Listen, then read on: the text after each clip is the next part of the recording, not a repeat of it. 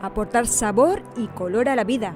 Este es el objetivo principal de las cremas de vinagre Sibari, un producto 100% español e innovador que invita a convertir las recetas más tradicionales en platos gourmet.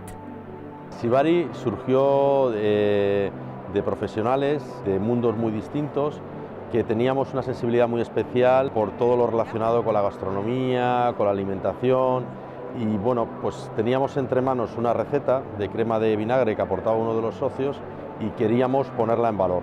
Una receta creada por Javier Martínez Collado de crema de vinagre balsámico, por el que también apostaron los hermanos Óscar y Pablo de Benito hace 2 años, y que gracias al trabajo y el esfuerzo de todo un equipo de grandes profesionales como Sergio, Luciano, Rosa y Carlos, entre otros, hoy es toda una realidad.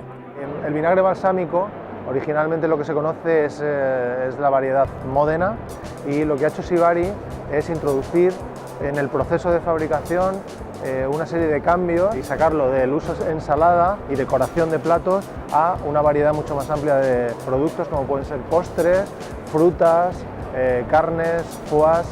Un aderezo exquisito y original, diseñado para ser empleado en los hogares de exigentes cocineros y en los fogones de grandes chefs.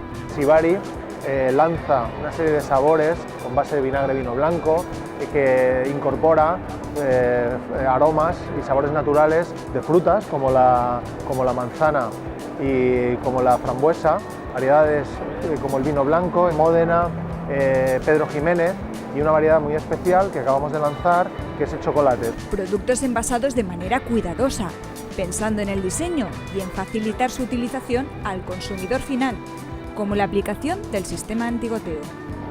Pretendemos cubrir toda la gama de mercado, desde el doméstico hasta profesional. Estamos con distribución sobre todo en zona centro, en hipermercados de Carrefour, en Ahorramás, en la cadena del Árbol y en la zona de Alicante con un distribuidor que se llama Más y Más.